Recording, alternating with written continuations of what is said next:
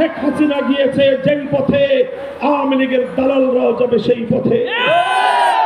কোন রাজনৈতিক দল অথবা সরকারের মধ্যে ঘাপটি মেরে বসে থাকা ফ্যাসিবাদের কোন দোসর যদি বাংলার রাজনীতিতে এই ফ্যাসিবাদী শক্তিকে পুনর্বাসিত করবার পায়তারা চালায়, তাদের সঙ্গে আমরা লড়াই করব ইনশাআল্লাহ।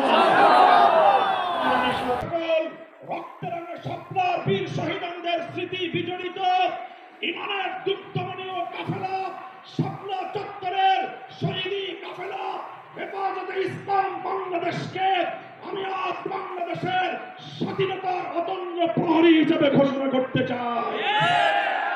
আমরা বলতে চাই, বাংলাদেশের ইসলাম এবং স্বাধীনতা এক সূত্রে গাঁথা। বাংলাদেশের ইসলাম এবং স্বাধীনতা এক সূত্রে গাঁথা। যারা বাংলাদেশে ইসলামের উপর আঘাত করে তারাই স্বাধীনতার দুশ্মন, তারাই স্বাধীনতার শত্রু। আগামী দিনে দেশ এবং ইসলাম স্বাধীনতার এই শত্রুদেরকে যেখানেই পাওয়া যাবে সেখানেই প্রতিহত করতে হবে, সেখানেই প্রতিহত করতে হবে।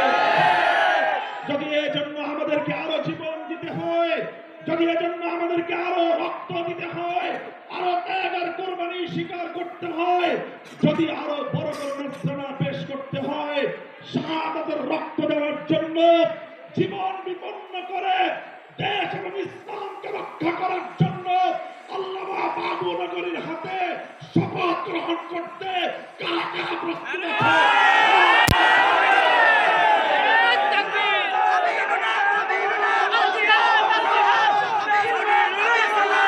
কারারুদ্ধ করে রেখেছে সেই সন্ত্রাসী সংগঠন আওয়ামী লীগকে আবার বাংলাদেশের রাজনীতিতে যদি পুনর্বাসন করবার কোন দুঃস্বপ্ন কেউ দেখেন, তাহলে আমরা পরিষ্কার ভাষায় বলে দেই, তার সঙ্গে আমরা আওয়ামী লীগের চেয়ে ভিন্ন কোন আচরণ করব না।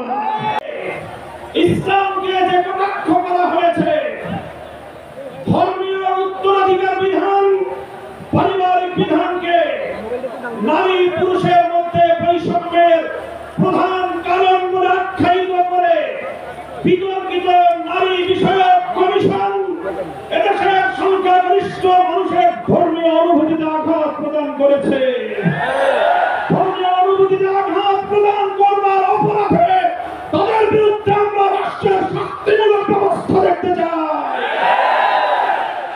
হেফাজতে ইসলাম বাংলাদেশ বলতে চায়, এই তথাকথিত পশ্চিমা ধ্যান ধারায় বিশ্বাসী বিতর্কিত নারীবাদীদের আদর্শ এবং দর্শন নয়, বরং হেফাজতে ইসলাম বাংলাদেশ ইসলাম প্রদত্ত আল্লাহ ঘোষিত নারীর ন্যায্য অধিকারে বিশ্বাসী।